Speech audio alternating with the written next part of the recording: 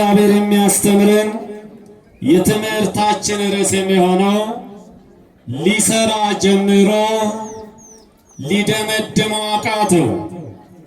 ሊሰራ ጀምሮ ሊደመድመው አቃተው። የሉቃስ ወንጌል ምዕራፍ 14 ቁጥር 30 ላይ የትምህርቱ መሰረታዊ ዓላማ ክርስትና ጀመረን የምንተው ሕይወት ሳይሆን እስከ ፍጻሜ ድረስ የምንጓዝበት የሕይወት ጉዞ እንደሆነ ማሳየት ነው። ይሄ ቃል የተናገረው ክብር ይግባውና አምላካችን መድኃኒታችን ኢየሱስ ክርስቶስ ነው። ለማን የተናገረው? ለደቀ መዛሙርቱና ለሕዝቡ ነው የተናገረው። መቼ ነው ቃሉን የተናገረው? ዘወር ብሎ ሲመለከት ብዙ ሕዝብ ሲከተለው አይቶ እንዲህ አለ፣ ማንም ወደ እኔ ሊመጣ ቢወድ እናትና አባቱን ይካድ፣ ወንድሙንና እህቱን ይካድ፣ ሚስቱንና ልጆቹን ይካድ፣ የራሱ ሰውነት እንኳን ባይክድ የኔ ደቀ መዝሙር ሊሆን አይችልም። መስቀሌን ተሸክሞ በኋላ ይከተለኝ። የሚከተለኝ ቢኖር የኔ ደቀ መዝሙር ሊሆን ይችላል አለና ምሳሌ እንዲህ ብሎ ነገራቸው ይላል። አንድ ሰው ግንብ ከመገንባቱ በፊት ወይም ደግሞ አጥር ከመስራቱ በፊት ወይም ደግሞ ሕንጻም ሊሆን ይችላል ቁጭ ብሎ ኪሳራውን የማያስብ ማን ነው? መጀመሪያ ምን ያህል ገንዘብ ያስፈልገኛል ብሎ ያስባል። ያለዛ ግን ዝም ብሎ ቢጀምረው ያዩት ሰዎች ሁሉ ይሄ ሰው እኮ ሊሰራ ጀምሮ ነበር ሊደመድመው አቃተው ብለው ሁሉም ይሳለቁበታል ይላል። ክርስቲያኖች፣ ኦርቶዶክሳውያን ልብ ብላችሁ አስተውሉ። ኢየሱስ ክርስቶስ እየተናገረ ያለው እናትን፣ አባትን፣ ወንድምን፣ እህትን፣ ሚስትንና ልጆችን ካድ እያለን አይደለም። ሚስጥሩ ግን ከእናትም ከአባትም ከወንድምም ከእህትም ከሚስትም ከልጆች በላይ ሌላው ይቀር ከራስ ሰውነትም በላይ ምትገባውም እምትወጣውም በእኔ ፍቃድ ነው። እኔ ጤና ባልሰጥ ቆመ ልትሄድ አትችልም። ስለዚህ ራስን ካድና ተከተለኝ። እኔ የምሰጣችሁ ዋጋ ምድራዊ አይደለም ሰማያዊ ነው። መጀመሪያ ቁጭ ብላችሁ እኔ ስትከተሉ ብዙ መከራ እንዳለ፣ ፈተና እንዳለ፣ ዋጋ መክፈል እንዳለ እመኑና ተከተሉኝ ነው ያለ። አንድ ሰው ስላየ ብቻ ስለሰማ ብቻ ሰዎች ስለተከተሉ ብቻ መከተል የለበትም። መከተል ያለበት ቅዱስ ጳውሎስ እንዲህ አለ። ሁለተኛ ቆሮንቶስ ምዕራፍ 5 ቁጥር 6 ላይ እንዲህ አለ፣ ታምነን በእምነት እንጂ በማየት አንመላለሳል። ልብ በሉ ክርስቲያኖች፣ ታምነን ነው እሱን መከተል ያለብን፣ በማየት አይደለም። በማየት የሚመላለስ ሰው ሁሌ ተመላላሽ ነው፣ ሁሌ ተከታታይ ነው። በእምነት የሚመላለስ ሰው ግን ሁሌ ተመላላሽ አይደለም፣ ተመላሽ ነው።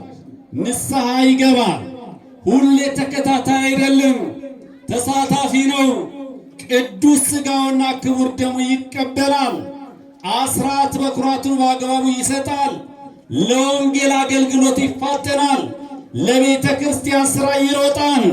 እጁን ሰብስቦ አይቀመጥም።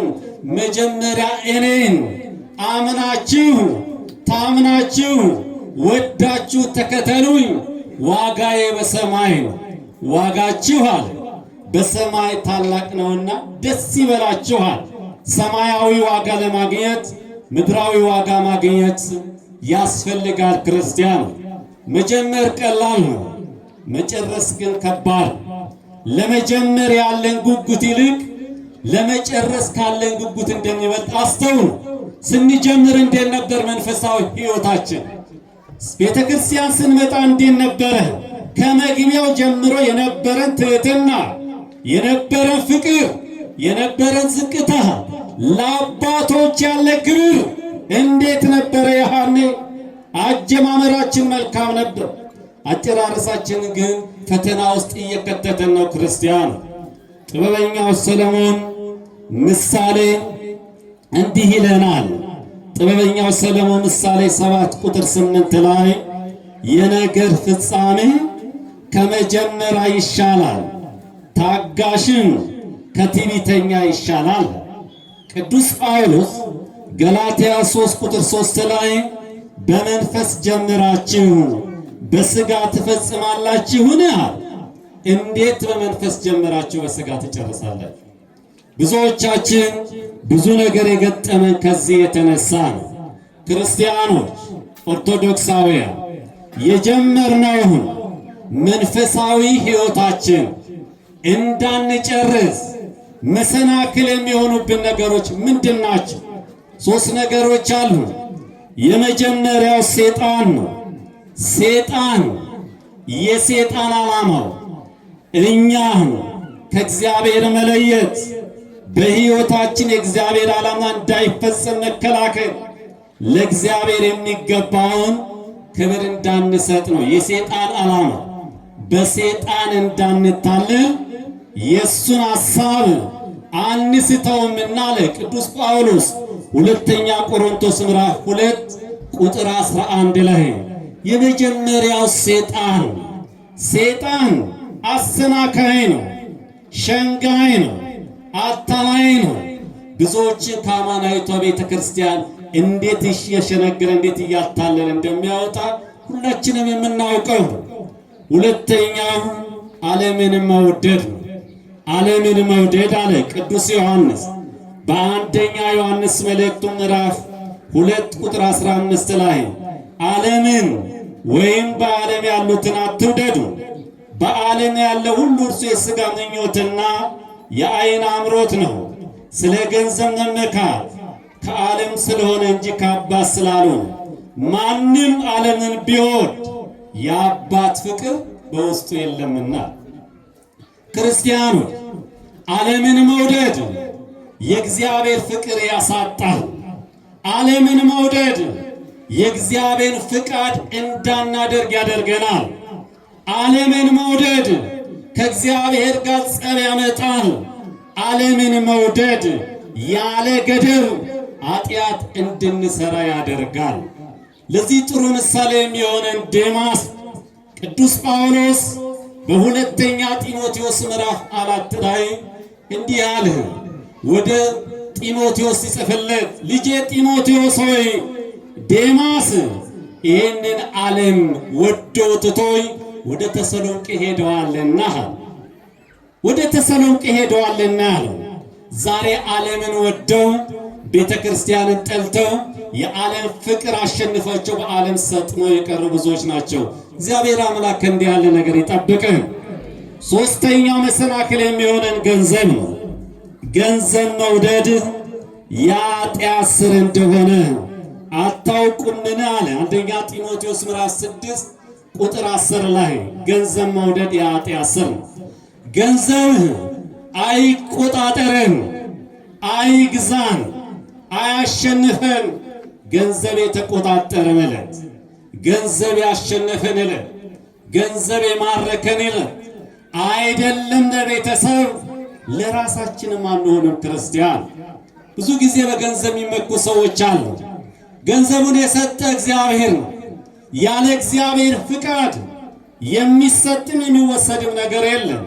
ስለዚህ አስተውሉ።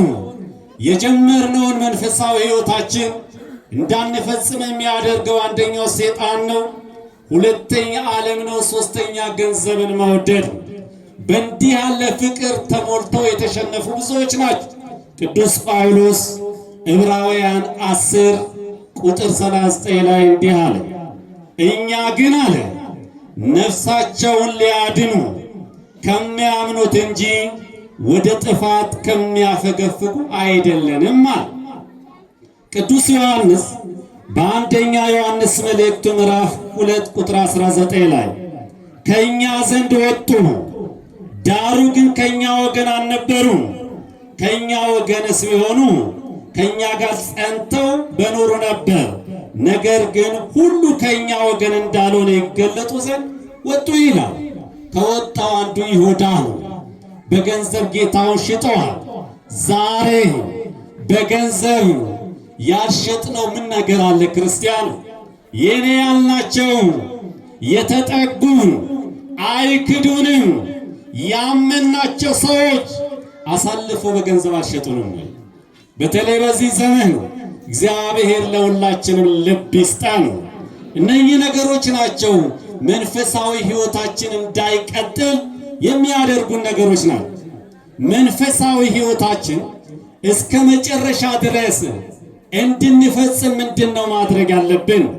የማርቆስ ወንጌል ምዕራፍ 8 ቁጥር 34 ላይ ኢየሱስ ክርስቶስ በደንብ አስቀምጧል።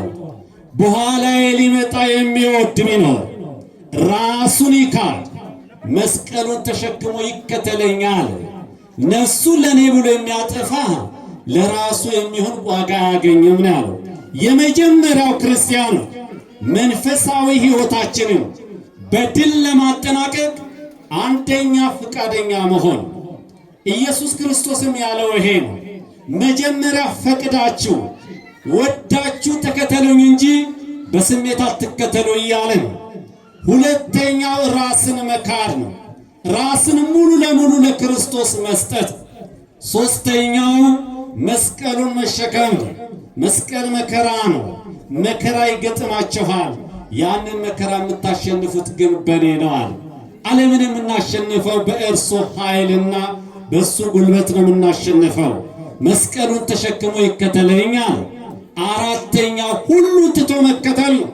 ሁሉን እኛ ዛሬ እኮ ስንከተል ዓለምንም ጨብጠነዋል፣ ቤተ ክርስቲያንን ይዘናል። አይሁን በዓለም ውስጥ እያለን የዓለም የሆነውን ነገር መተው ነው። ክፋቱን፣ ተንኮሉን፣ ምቀኝነቱን፣ ዘረኝነቱን ይህንን መተው ነው። ወደ አማናዊቷ ቤተ ክርስቲያን ስንመጣ እኛ ክርስቲያኑ የነፍስ ትስስር ነው ያለ። ሁሉም እዚህ የመጣው የነፍስ ትስስር ስላለው የእኛም ዓላማ አንድ ነው፣ ሰማያዊ መንግሥት እንድትወርሱ ነው። አይገባኝም ሰው እንዴት የነፍስ ትስስር እያለው የሥጋ ሐሳብን ያስባል? እንዴት ሰማያዊ አጀንዳ ኖሮት ምድራዊ ነገር ያስባል? ሁላችንም ሁሉን ትተን እንድንከተለው ነው በዓለም እየኖርን ማለት። አምስተኛው ለክርስቶስ ወንጌል መኖር ነው። ቅዱስ ጳውሎስ እንዲህ አለ ፊልጵስዩስ 1:27 ላይ ለክርስቶስ ወንጌል እንደሚገባ ኖሯል። እንደሚገባ እንድንኖር እግዚአብሔር አምላክ ሁላችንንም ይርዳን። እንግዲህ ክርስቲያኑ ሊሰራ ጀምሮ ሊደመድመው አቃተው። ክርስትና ጀምረን የምንተው ሕይወት ሳይሆን እስከ ፍጻሜ ድረስ የምንጓዝበት የሕይወት ጉዞ ነው። የጀመርነውን የክርስትና ሕይወታችን እንዳንፈጽም የሚያደርግ አንደኛ ሰይጣን ነው፣ ሁለተኛ ዓለም ነው፣ ሶስተኛ ገንዘብ። የጀመርነውን መንፈሳዊ ሕይወታችንን እስከ መጨረሻ እንድንፈጽም ምን ማድረግ አለብን? የመጀመሪያው ፍቃደኛ መሆን ነው። ሁለተኛ ራስን መካር ነው። ሶስተኛ መስቀል መሸከም ነው። አራተኛ ሁሉም መተው ነው። አምስተኛ ለክርስቶስ ወንጌል መኖር ነው። ይህንን ተግባራዊ ያደረጉትን ነው ዛሬ ለማክበር ሁላችንም የተሰበሰቡ። ኢየሱስ ክርስቶስ በነገራቸው ቃል የመጀመሪያው ሊቀ ሐዋርያት ቅዱስ ጴጥሮስ ነው። ብርሃን ዓለም ቅዱስ ጳውሎስና ቅዱስ ጴጥሮስን መታሰቢያቸውን ክብረ በዓላቸውን የምናከብርበት ቀን። ሊቀ ሐዋርያት ቅዱስ ጴጥሮስ ከዓሣ አጥማጅነት ነው የተጠራው። ሰው ታጠምዳለህ ዓሣ አታጠምድም አለ። 3 ዓመት ከ3 ወር የእጁን ተአምራት የቃሉን ትምህርት እየተማረ ቆየ። ወደ መስቀል ጉዞን በሚያመራበት ሰዓት ኢየሱስ ክርስቶስ በቂሳርያ ላይ የማቴዎስ ወንጌል 16 የሰው ልጅን ሰዎች ማን ይሉታል አለ። አንዳንዶች ኤልያስ፣ ኤርምያስ፣ ዮሐንስ ይለዋል። እነሱስ እንደዛ ይበሉ። እናንተ ዕውራንን ሳበራ አይታችኋል፣ ሽባውን ስተረትር አይታችኋል፣ ጎባጣውን ሳቅን አይታችኋል። ለምጻሙን ሳነጻ ሙታንን ሳስነሳ አይታችኋል። እናንተ እኔን ማን ትሉኛላችሁ አለ። ቅዱስ ጴጥሮስ ፈጠን ብሎ እጁን አወጣ፣ እንዲህ አለ፣ አንተ የሕያው የእግዚአብሔር ልጅ ነህ አለ። የሕያው የእግዚአብሔር ልጅ ነው። የዮና ልጅ ስምዖን ሆይ ሥጋና ደም ይህን አልገለጠልህም፣ ሰማያዊ አባቴ ነው። ኦርቶዶክሳውያን በምርምር በፍልስፍና በማንበብ እግዚአብሔርን ሀልዎት ማወቅ አይቻልም። የሚታወቀው ማን ሲገልጥ ብቻ ነው? እግዚአብሔር ሲገልጥልን ብቻ ነው። ይሄንን ምስክርነት ሰጠ። ይሄን ከሰጠ በኋላ ጌታም እንዲህ አለ፣ ዮና ልጅ ስምዖን አንተ አለት ነህ። በዚህ ቃል ላይ አንተ የእግዚአብሔር ልጅ ነህ ባለው ቃል አንተ አለት ነህ፣ ቅድስት ቤተ ክርስቲያንን እሰራታለሁ፣ ቤተ ክርስቲያንን እሰራታለሁ ነው ያለው። ልብ በሉ፣ ቤተ ክርስቲያንን እሰራታለሁ፣ የሲኦል ደጆች አይናወጧትም፣ የመንግሥተ ሰማያት ቁልፍ እሰጥሃለሁ። በምድር የምትፈታው በሰማይ የተፈታ፣ በምድር የታሰረ በሰማይ የታሰረ ይሆናል። ከዛ ክርስቶስ ስለመከራው ሲናገር ጴጥሮስ ጠጋ አለና ብፁዕ ብሎ ስለነገረው ጌታ ሆይ አይሁንባት ትሰቀል አለ። ሂድ አንተ ሰይጣን፣ የሰው ሐሳብ እንጂ የእግዚአብሔርን ሐሳብ አታውቅም። በአንዱ በጴጥሮስ መንፈስ ቅዱስ ሰራበት፣ ሰይጣን ሊሰራበት ደግሞ ተጠጋ። ክርስቲያኖች ልብ በሉ። በኋላ ጌታችን መድኃኒታችን ኢየሱስ ክርስቶስ በጸሎተ ሐሙስ ቀን እግራቸውን ካጠበ በኋላ ከመካከላቸው አንዱን አሳልፎ ይሰጠኛል አለ። በዚህ ሰዓት ተደናገጡ። ቅዱስ ጴጥሮስ እንዲህ አለ፣ ጌታ ሆይ ሁሉም ቢክዱ እኔ ግን አልክድህም፣ ሕይወቴን አሳልፌ እሰጥሃለሁ አለ። ይሄንን ታደርጋለህ አውቃለሁ አለ። ሕይወቴን ለእኔ ብለህ አሳልፈህ እንደምትሰጥ አውቃለሁ። አሁን ግን አይደለም፣ በኋላ ነው የምታደርገው። አሁን ግን ዶሮ ሳይጮህ 3 ጊዜ ትክደኛል። ክርስቲያኑ ብዙ ጊዜ ተቸገርነው። ይሄ ፉከራ ሁሉም ቢክዱ እንላለን። ከሰንበት ትምህርት ቤት ጀምሮ እስከ መቅደሱ አገልጋዮች እስከ መድረኩ ሰባኪዎች አንክድም ያሉ ሰዎች መጀመሪያ የሚክዱት እነሱ ናቸው። ጴጥሮስ ማንንም ያልካደውን የካደው የምትይው ሰው አላውቅም ነው ያለው። ጌታን ክዶታል። በኋላ ተመለሰ፣ አደራን ተሰጠው ለጴጥሮስ። ቀድሞ ክርስትና ፉከራ አይደለም፣ ክርስትና ስሜታዊነት አይደለም። እንዳንክድ አጥብቆ መጸለይ ነው፣ አጥብቆ መማር ነው፣ መከታተል ነው። በፉከራ ሕይወት ውስጥ ያሉ ዛሬ እዚህ መድረክ ላይ የለው፣ ቶሎ ብሎ ይክዳል። ቅዱስ ጴጥሮስ በኋላ ተመልሷል።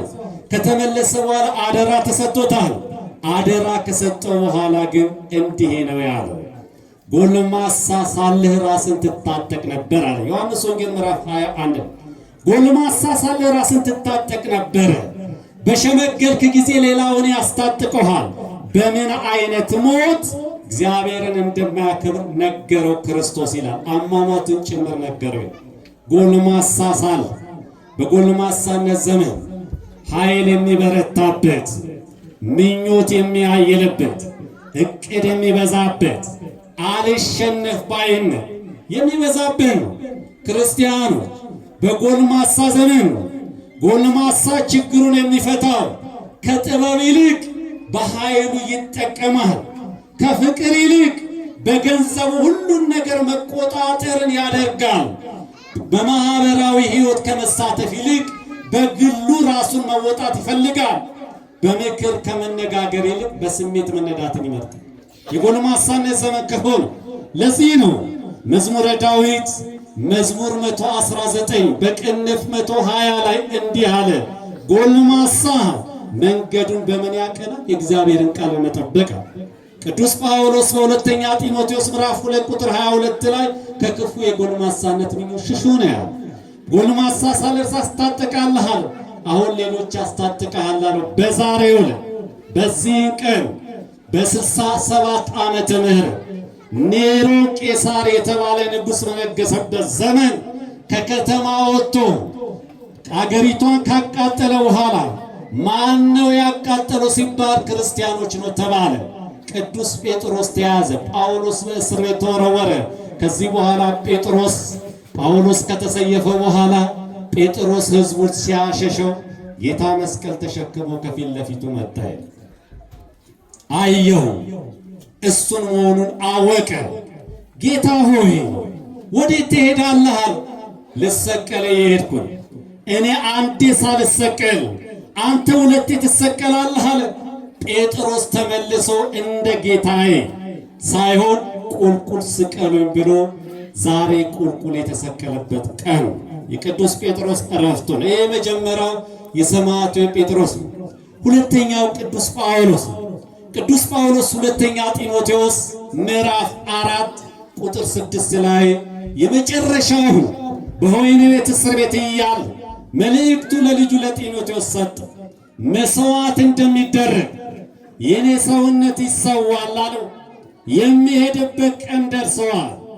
መልካሙን ገድል ተጋድያለሁ፣ ሩጫውን ጨርሻለሁ፣ ሃይማኖትን ጠብቄአለሁ።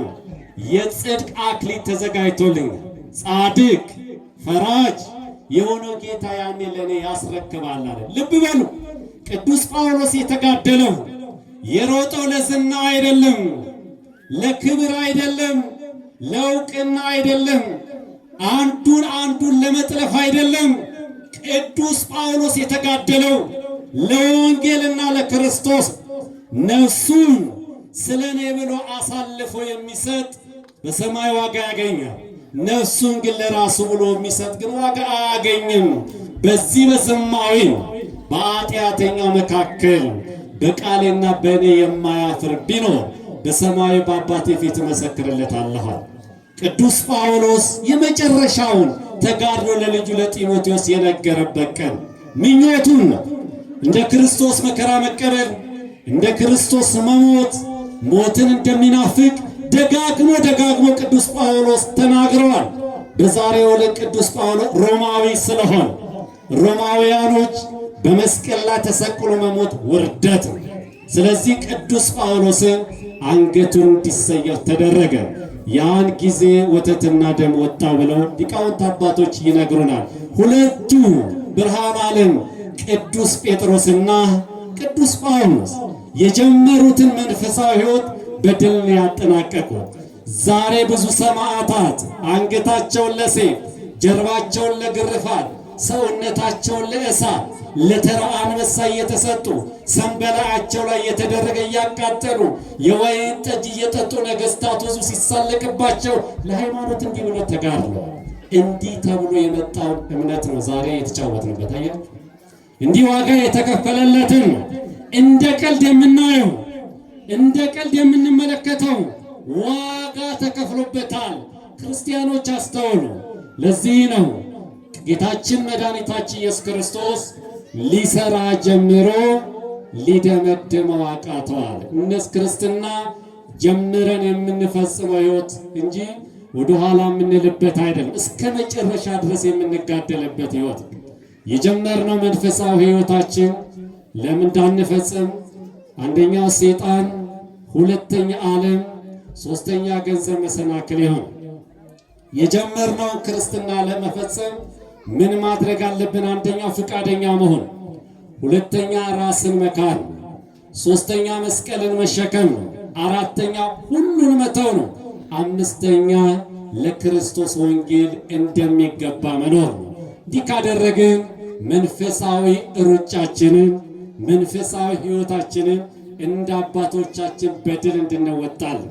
ጻድቁ አባታችን ገብረ መንፈስ ቅዱስ ሁሉን ትተው ዓለምን ንቀው ድንጋይ ተንተርሰው ጤዛ ልሰው ግርማ ሌሊትን ድምፀ አራዊት ጸብአ አጋንንትን ታግሰው 562 ዓመት የኖሩ 60 አናብስትና 60 አናብርት እየተከተሏቸው ለኢትዮጵያ ጸልየው አስራት የተቀበሉ አባት ናቸውና የዛሬው ቀን የጻድቁ አባታችን ወራዊ መታሰቢያ የሰማዕቱ የቅዱስ ጴጥሮስና የቅዱስ ጳውሎስ ረፍታቸውን ቃል ያከበርንበት ቀን ነውና እነኚህ ሰማዕታት መጨረሻ ምን አገኙ? ሰማያዊ አክሊል የተቀናጁበት ቀን ነው። ክብርና ምስጋና ለመድኃኔዓለም። የሰማነውን በዝነ ልቦናችን ያሳድርብን። የእግዚአብሔር ቸርነት፣ የድንግል ማርያም አማላጅነት፣ የሰማዕቱ የቅዱስ ጴጥሮስና የቅዱስ ጳውሎስ የቅዱስ ኡራኤል በረከት ረድኤት አይለይ። ጻድቁ አባታችን ገብረ መንፈስ ቅዱስ ጸሎት ረድኤት በረከት አይለየን። ወስብሐት ለእግዚአብሔር።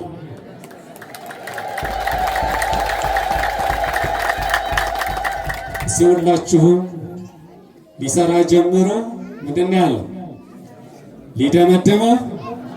እስቲ ዞር በሉ እናንተ ሲሆን